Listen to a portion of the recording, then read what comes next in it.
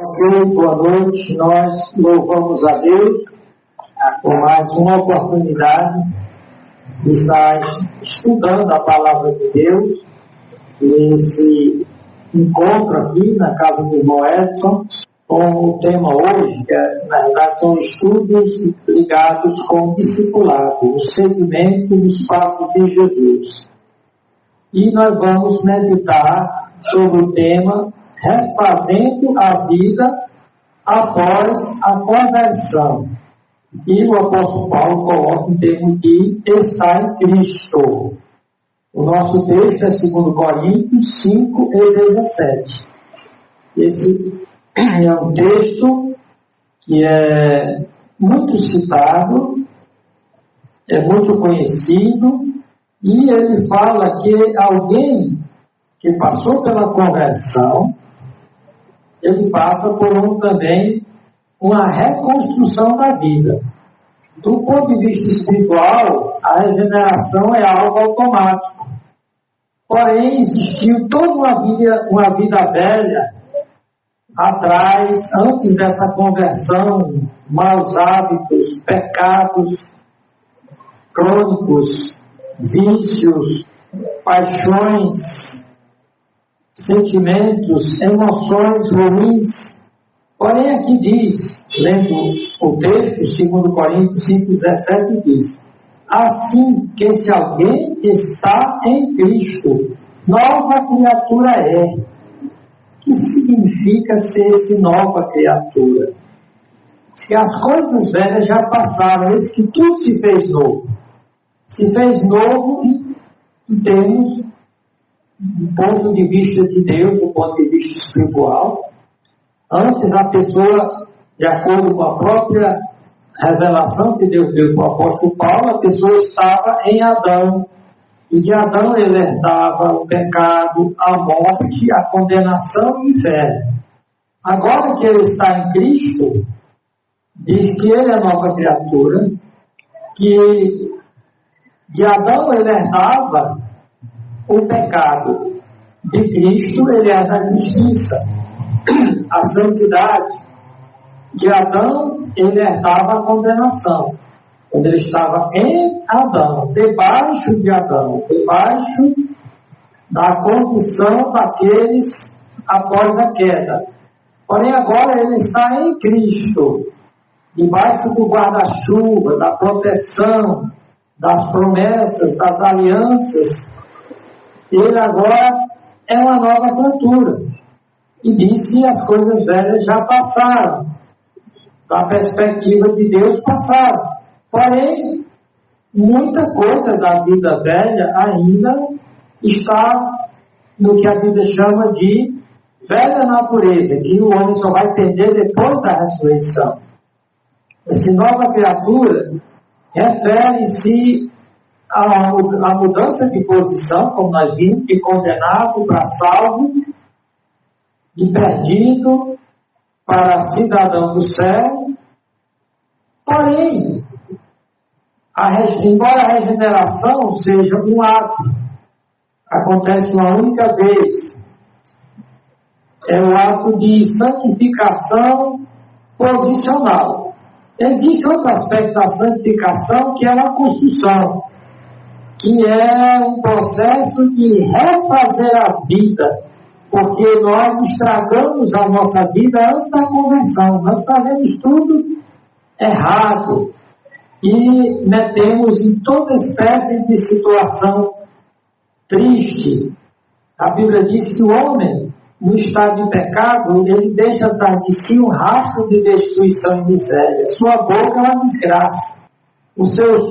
As suas obras, que ele não dá fruto, ele dá obras malignas. Mesmo que ele se converteu, já há uma transformação, o Espírito Santo passa a habitar nele, ainda há todo o resquício dessas obras ruins, que a Bíblia chama obras da carne. Ele agora, com a nova natureza, vai produzir o fruto do Espírito, que são todos os recursos espirituais para uma vida alegre, cheia de amor, cheia de paz, de imperturbabilidade mesmo no meio da tempestade. Porém, as obras da carne ainda estão presentes. Então, como refazer a vida após a conversão? Eu pedi à missionária Carlita que ore e nos guie durante essa mensagem. Senhor Deus, nosso Pai, nós agradecemos pela tua palavra, pelo que o Senhor nos ensina e quer nos ensinar cada dia. E o Senhor nos ensina a estarmos em Cristo, não em Adão. E o Senhor quer que sejamos novas criaturas cada dia, se refazendo em Cristo Jesus, nosso Filho. Seja consigo ouvir essa mensagem, abençoa cada um. E eu choro em nome de Jesus. Amém. O que significa ser essa nova criatura? Não é apenas uma questão de, como alguns dizem, fulano agora mudou de lei, mudou de religião. É uma transformação completa que ocorre na vida de um crente quando ele se torna alguém na nova posição, agora é cidadão do céu. Ele tem duas cidadanias, uma terrestre e outra celeste. É um efeito tão profundo e irreversível que o Senhor Jesus chamou de um novo nascimento. E Paulo vai chamar de uma nova criação. Pelo que, se alguém está em Cristo, nova criatura é, as coisas velhas já passaram, eis que tudo se fez novo. Como é que isso ocorre de verdade? O que é de verdade ser uma nova criatura?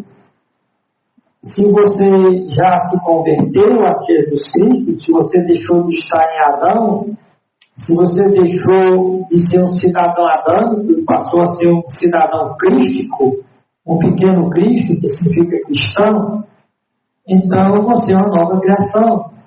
Você foi transformado pela renovação da sua mente, a sua maneira de olhar as coisas. O velho já passou, embora ele vai estar sempre presente por causa do mundo da carne. Você passa a ter um enfoque, uma visada, você olha tudo de uma forma nova. E, com certeza, essa mensagem vai inquirir bastante. Se você se diz crente, então, a minha vida corresponde a do nascido de novo. A Bíblia nos ensina muito sobre isso. Ela nos guia para essa vida espiritual vitoriosa, bem-sucedida, e nos mostra o que é ser esse homem em Cristo, essa nova criatura. Voltamos à pergunta: você é uma nova criatura? Você é uma nova pessoa? Você é um novo ser? O que é que há de novo em você? Se você realmente se converteu a Jesus Cristo, você não é a mesma pessoa diante da sua conversão a Cristo. Tudo mudou. Pode ser que ainda você tenha os mesmos interesses, passatempos. Você continua com os mesmos membros da família. Você, se era gordo, continua gordo. Se era magro, continua magro, com a mesma aparência. Se você gosta de sorvete, você continua gostando. Mas então você pergunta: o que há de novo? O que é que há de diferente? Isso se torna mais notável, mais notório à medida que o tempo passa. O crente, depois de 10 anos de crente, é tão diferente daquele crente antes. Ele se torna alguém mais dinâmico, mais protagonista, aquele que não espera acontecer apenas quando Deus manda ele esperar, mas ele procura fazer a vontade de Deus, porque ele é consciente da promessa da Bíblia, quando Paulo diz: posso todas as coisas naquele que me fortalece. Então, o crente, ele passa a ter um poder. Não é poder estar fazendo milagres, Não, é o poder para viver acima das circunstâncias, acima dos problemas. Ele passa a ser cirurgiado pela palavra de Deus, e essa palavra, com o bisturi, vai tirando as coisas ruins dele, e Deus vai falando com ele, não de forma audível, mas através da pregação da palavra, dos seus estudos da palavra, e cada vez mais ele vai aprendendo o quanto esse mundo é guiado de forma maligna pelo diabo. Ele passa a entender porque é que Deus disse que ele não deve se conformar ao mal desse mundo, mas deve se deixar transformar pela renovação da sua mente. Ele vai cada vez mais tendo consciência do poder e do valor de Cristo na vida dele, ao ponto de dizer: não mais eu vivo, mas Cristo vive em mim. Diz lá, claro, o texto nos diz claramente: se alguém está em Cristo, é nova criatura, as coisas velhas já passaram. Ou seja, você que é crente, você é alguém novo, você é alguém diferente. Pensando no que esse texto diz, na realidade, ser cristãos é alguém que foi salvo, foi transformado, que ganhou a capacidade, pois o Evangelho é o poder de Deus para a salvação, a transformação de todo aquele que crê. E o propósito de Deus é que cada crente se transforme e seja semelhante a Cristo. Então, ser nova criatura é ser cada dia mais parecido com Jesus Cristo.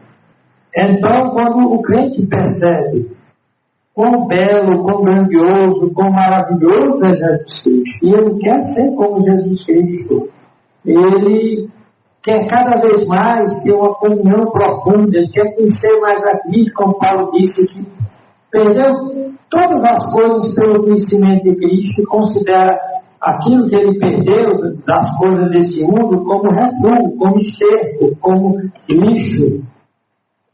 Porque ele era fascinado pelo conhecimento de Cristo, pois em Cristo havia todos os tesouros da sabedoria. Em Cristo está a paz, em Cristo está a alegria, a força, o poder. Então, quando o apóstolo Paulo está falando dos que estão em Cristo, está falando claramente que eles são completamente diferentes daqueles que não estão em Cristo. Aqueles que não estão em Cristo, eles têm rejeitado a graça de Deus, aquela graça que o apóstolo Paulo fala lá em 1 Coríntios 5,4, ele diz: sempre dou graças a Deus por vós, pela graça de Deus que nos foi dada em Jesus Cristo. Então, o que faz o crente ser salvo, diz que ele é salvo não por mérito próprio, por merecimento, por pagamento, nada faria ele merecer a salvação, e nada que ele quisesse pagaria a salvação, por isso que Cristo teve de morrer na cruz. Então, nesse texto da carta aos Coríntios, da primeira carta, no versículo 4, ele diz que tudo que o crente tem é porque ele recebeu de graça de Deus. Pela graça que nos foi dada em Cristo Jesus. Não foi em santos, santas, anjos, não foi através de cerimônias religiosas como batismo ou penitência. Pela graça de Cristo, pela graça sois salvos mediante a fé. Isso não vem de vós, não de obras, para que ninguém se glorie. Isso é bem claro. Tudo que o crente tem, ele recebeu pela graça. É uma graça maravilhosa.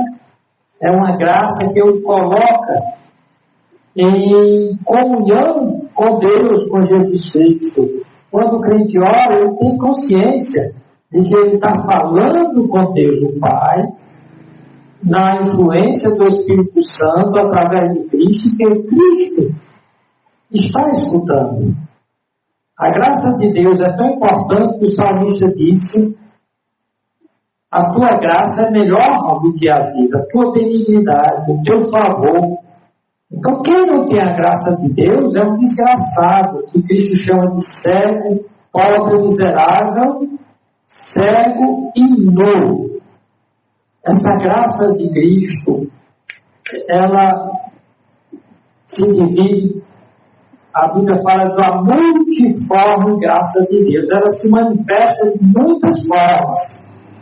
E todo mundo que existe no universo é beneficiário da graça de Deus em um dos seus estados. Existe a graça comum, que é dada a todos, que é vista na natureza em geral.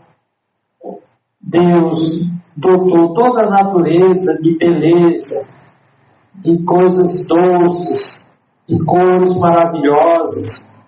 Ele deu capacidade ao homem de usufruir prazeres, alegrias. Tudo isso faz parte da graça de Deus. Mas o alvo da graça de Deus é dar a maior bênção que uma pessoa pode desejar, que é a zoaionios, ou seja, a vida eterna. Aquela vida que os gregos achavam que só os deuses podiam ter. No caso deles, que criam na mitologia, nos deuses falsos, deuses que não existem. Os deuses gregos, eles diziam que moravam no Monte Olimpo e só eles tinham zoe, que é a palavra vida, aionios, eterna. Porém, Jesus Cristo disse: eu vim para que tenham vida e a tenham em abundância. Aquele que ouve a minha palavra e crê, tem a vida eterna, não entra em juízo ou no juízo final, mas passou da morte para a vida. Você deixou de estar em Adão para estar em Cristo, deixou a velha vida, onde tudo agora a sua nova vida. Então, a concessão da vida eterna é um dos decretos de Deus, ligados com o Evangelho de Jesus Cristo.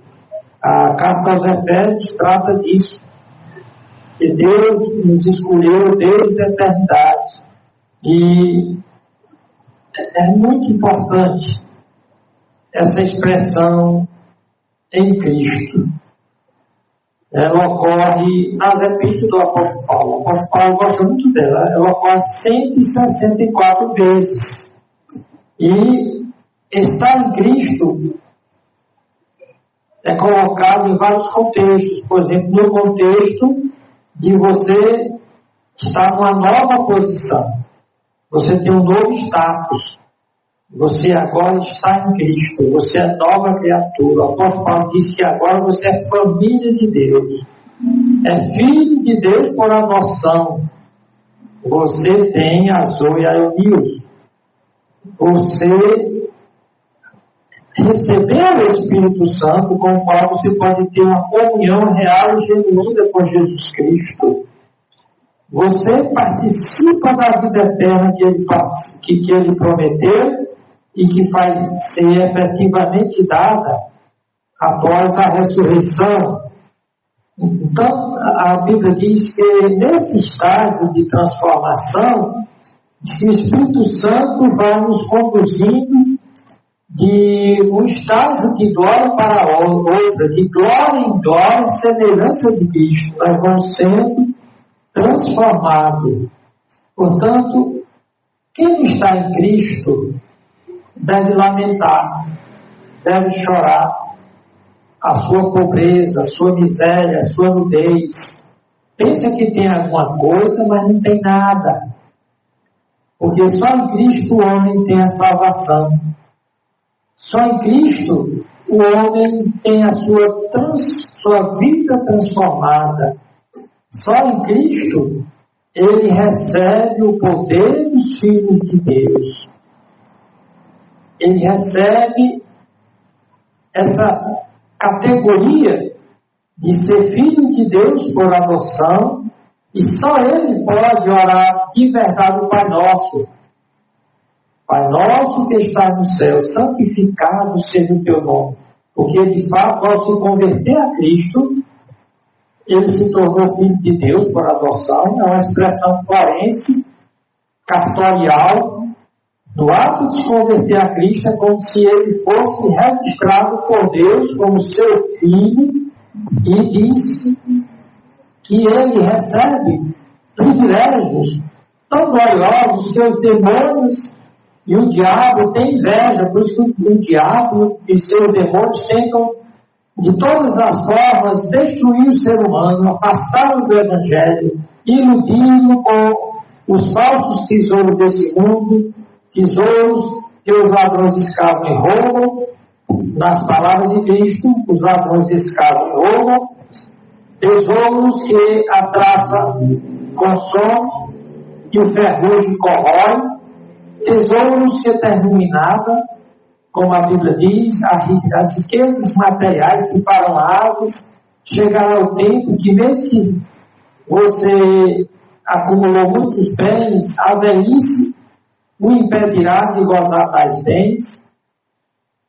Há ladrões que vão roubar a sua juventude, a sua saúde, vão roubar seus entes queridos pela morte. De fato, é como diz o velho cântico: quem tem Jesus tem tudo, quem não tem nada. Portanto, está em Cristo. Essa novidade de vida faz com que o crente se motive a refazer completamente a sua vida. Ele não se envergonha de ser diferente. Talvez no início ele ainda, por não compreender, ainda se acanhe diante de novas situações. Mas ele agora, é como diz, significa o nome de Cristo, um pequeno Cristo. Ele quer imitar a Cristo.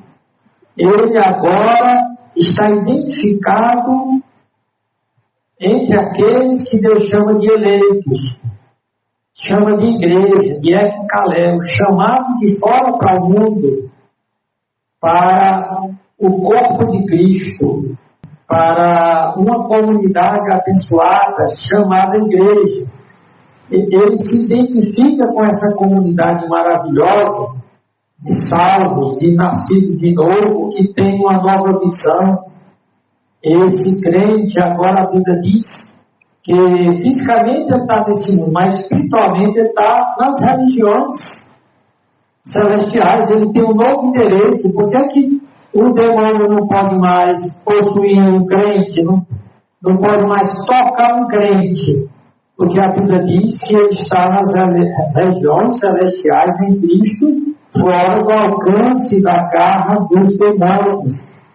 Ele está unido a Cristo. Essa união com Cristo é misteriosa. Eu estou em Cristo, Cristo está em mim, e eu só vou entender isso plenamente quando eu estiver nos novos céus e nova terra. Essa união maravilhosa, a Bíblia diz que, explicando o simbolismo do batismo, que só é batismo aquele que é mergulhando, pois é isso que significa a palavra batismo, colocar abaixo d'água, aquele chuveirinho. O batismo, por expressão, é uma piada. Derramando uma cunha de água na cabeça é outra piada. Batismo significa colocar debaixo d'água, porque significa sepultamento. Mas Romanos diz: fostes sepultados com Cristo pelo batismo, assim também como ele foste ressuscitado. Quando o crente está sendo batizado, ele é batizado em Cristo, ele é mergulhado em Cristo, ele passa a ter uma comunhão maravilhosa com o Senhor, única, que a religião não pode dar. Portanto, como é que o crente ele pode efetivamente refazer a sua vida? Primeiramente, há coisas que Deus já fez por ele. Deus já fez por ele. Só ele se converter, ele já é uma nova criatura. Ele é alguém que tem recursos que ninguém mais nesse planeta tem. Ele tem um novo endereço, ele tem uma nova natureza, ele tem um novo status, ele tem uma nova posição no mundo, no universo. E alguém pode perguntar: e como é que eu posso ser uma nova criatura? Aliás, o que é que o crente da parte dele deve fazer? É muito interessante, refletindo sobre isso, como é que nós podemos aplicar na nossa vida essa ideia de que eu sou alguém novo, embora a minha aparência é a mesma. Se era feio fisicamente, vai continuar feio. Mas com certeza que o corpo da ressurreição será lindíssimo, será imortal, será indestrutível. Aí você diz: qual é agora o meu papel como uma nova criatura? Primeira coisa, deixe de lado as coisas velhas, para experimentar todo o potencial dessa transformação, dessa novidade de vida. Deixe de lado as coisas que o prendem ao passado, em vez de carregá-las do dia a dia para o futuro. Se você era preguiçoso, deixa a preguiça. Se você era dominado por emoções negativas, raiva, destempeiro, deixe isso para lá. Se você é um depósito de mágoa, gostava de guardar ressentimentos, perdoe a todos aqueles que você tem aquela ideia de que foi injustiçado, foi magoado. Dê perdão completo inteiro. Agradeça a Deus, porque Ele nunca vai pecar contra você como você pecou contra Deus. Então, se Deus me perdoou por tudo, então seja liberal. Seja liberal no dar o perdão.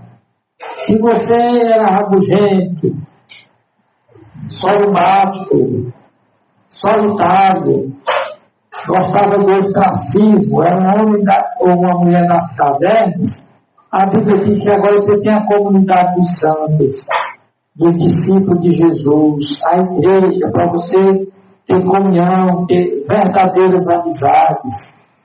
Se você nunca fez nada por Deus, por sua obra, Deus te chamou para servir. Servir a Ele, servir ao próximo. Repare tudo que era velho e ruim da sua vida e rejeite, se despoje e abrace o novo.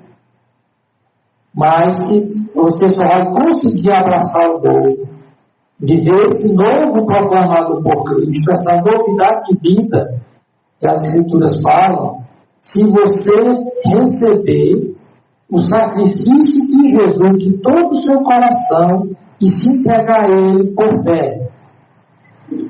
Só assim você vai fazer parte da nova criação de Deus. Só assim você vai conseguir uma verdadeira mudança de vida. Dito que o maior desejo das pessoas é serem diferentes. Elas gostariam de ser mais calmas, mais tranquilas. Elas gostariam de ser menos sensíveis, menos afetadas pelas críticas, pelos ataques. Elas gostariam de ser imperturbáveis. Porém, essa novidade, essa imperturbabilidade, essa serenidade, é somente para os filhos de Deus. É somente para aqueles que tiveram o amor de Deus derramado em seus corações pelo Espírito Santo. É somente para aqueles que já iniciaram sua jornada com Deus, que saíram da posição em Adão e agora estão na posição em Cristo, e são desafiados a continuar fortalecendo seu relacionamento com Cristo, lendo sua palavra diariamente, orando diariamente, e tudo isso fará crescer na fé e experimentando uma transformação cada vez mais completa. Portanto, aqui em 2 Coríntios 5,17 está usando uma metáfora, figura de linguagem para expressar a tão tremenda, perfeita transformação na vida de Deus. É usada a metáfora nova criatura. Ou seja, é algo poderoso e pode impactar a vida de qualquer pessoa que queira realmente buscar a transformação de vida. É preciso, devemos ser humildes e reconhecer que somente em Cristo se encontra a verdadeira renovação de nossos corações e de nossas vidas. Então, nessa passagem, que fala do que é estar em Cristo, fala-nos como é que nós podemos encontrar uma nova vida. Ele nos dá a condição de apagar todo o nosso passado e nos dá verdadeiramente uma segunda chance. É dito que quase todas as pessoas, se não todas, gostariam de ter uma segunda chance após terem estragado suas vidas. Pronto, Deus nos dá a oportunidade de ser restaurados e transformados de tal forma que podemos ver as coisas com uma visada, uma olhada, uma perspectiva diferente e encontrar o melhor. Era essa a mensagem, eu queria que você repetisse. A transformação em Cristo é verdadeira. Uma quantidade inumerável, bilhões, trilhões de pessoas, desde a morte de Cristo e a fundação da Igreja de Cristo, que são as pessoas separadas por Cristo e foram renovadas. Então, essa transformação de Cristo pode acontecer em qualquer lugar do planeta. Essa transformação ela não tem fronteiras, não tem raça, gênero, ou qualquer um desses aspectos que possam limitar a ação. Essa transformação que Deus quer fazer é universal. A Bíblia diz que um dia no céu estarão pessoas de todas as raças, etnias. Por isso que o amor de Deus é universal e está disponível para todos que desejam encontrar essa esperança e renovação dele. Só que a maioria das pessoas, elas ainda ficam agarradas aos seus velhos hábitos. Seus velhos hábitos o puxam para o inferno. Eu quero terminar recitando o versículo. Eu, Senhor, deixe-me pegar aqui o versículo que está em Cristo. Está na Bíblia. Assim, que se alguém está em Cristo, nova criatura é. As coisas velhas já passaram. Eis que tudo se faz novo. Amém? Boa noite.